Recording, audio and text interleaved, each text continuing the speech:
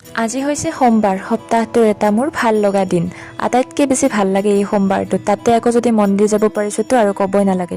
2016ৰ পৰাই মোৰ এইটো অভ্যাস যে সোমবাৰটোত মই মন্দিৰ যাবই লাগিব, নহ'লে মই শান্তি নাপাওঁ। এতিয়া তাতে আকৌ মোৰ ৰুমৰ ওচৰতে মন্দিৰটো, সেইকাৰণে আজি ৰাতিপুৱা ওলাইছোঁ এয়া মন্দিৰলৈ বুলি। প্ৰত্যেকটো সোমবাৰতে যাবলৈ চেষ্টা কৰোঁ আৰু তাত গৈ পাই মোৰ মনটো ইমান বেছি ভাল লাগিছে, ইমান এটা শান্তি পাইছোঁ। অকণমান সময় ৰৈ দিছোঁ, এটা যেন বুজাব নোৱাৰা অনুভৱ, বুজাব নোৱাৰা শান্তি পাইছোঁ তাত।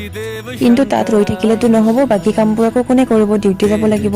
সেইকাৰণে তাৰ পৰা উভতি আহি লাগি গৈছোঁ এয়া খানা বনোৱাত। আৰু খানা বনাই উঠি খাই বৈ ধুনীয়াকৈ মই এয়া ডিউটিলৈ বুলি ওলালোঁ। ডিউটিটো কৰিবই লাগিব ইচ্ছা নহ'লেও, সেইকাৰণে এয়া সোনকালে সোনকালে যিমান পাৰোঁ ৰেডি হ'বৰ কাৰণে চেষ্টা কৰোঁ। আৰু এয়া মই গৈ ধুনীয়াকৈ অফিচ পালোঁ। এতিয়া কাম কৰিব ষ্টাৰ্ট কৰোঁ আৰু আপোনালোকে ভিডিঅ'টো শেষলৈকে চাই থাকিব। যি ভাবিছোঁ অকণমান মোৰ অফিচৰ পৰিৱেশখিনি আপোনালোকক দেখাওঁ। গোটেইখিনি দেখাব নোৱাৰোঁ বাৰু, অলপ অলপ, আৰু আপোনালোকেও চাব নিবিচাৰে দিয়কচোন, যি অলপ চলপ আৰু দেখাইছোঁ। আৰু লগতে আজি যিহেতু সোমবাৰ, মানে সোমবাৰটো মোৰ আগৰ পৰা বহুত বেছি ভাল লাগে। অভ্যাসটোৰ কথাটো মই কৈছোঁৱেই দিয়কচোন, যিহেতু সোমবাৰ দিনটো গোটেই দিনটোৱে কিবা এটা ভাল লাগি থাকে। তাতে আকৌ ৰাতিপুৱা মন্দিৰ গৈছোঁ, এয়া মাজতে ওলাইছোঁ চাহ খাবৰ কাৰণে।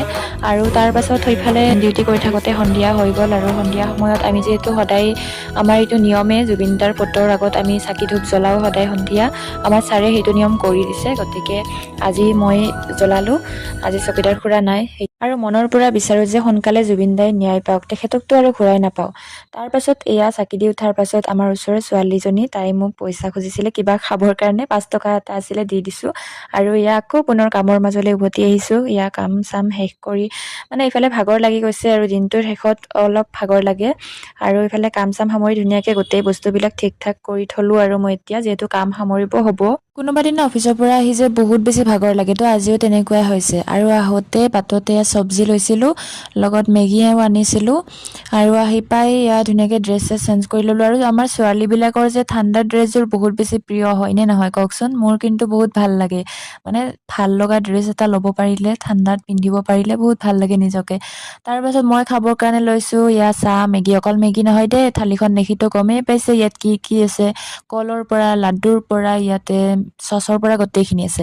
তাৰ পাছত এয়া যেতিয়া ৰাতি ভাত বনাব গ'লোঁ, তেতিয়াহে গম পালোঁ আচল বস্তুটোৱে নাইচোন।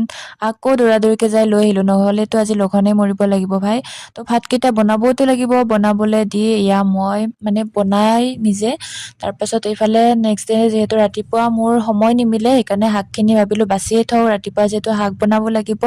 তো শাক বাচি উঠি ভিডিঅ'টো ইয়াতে শেষ কৰিলোঁ। আজিলৈ আহিছোঁ, বাই।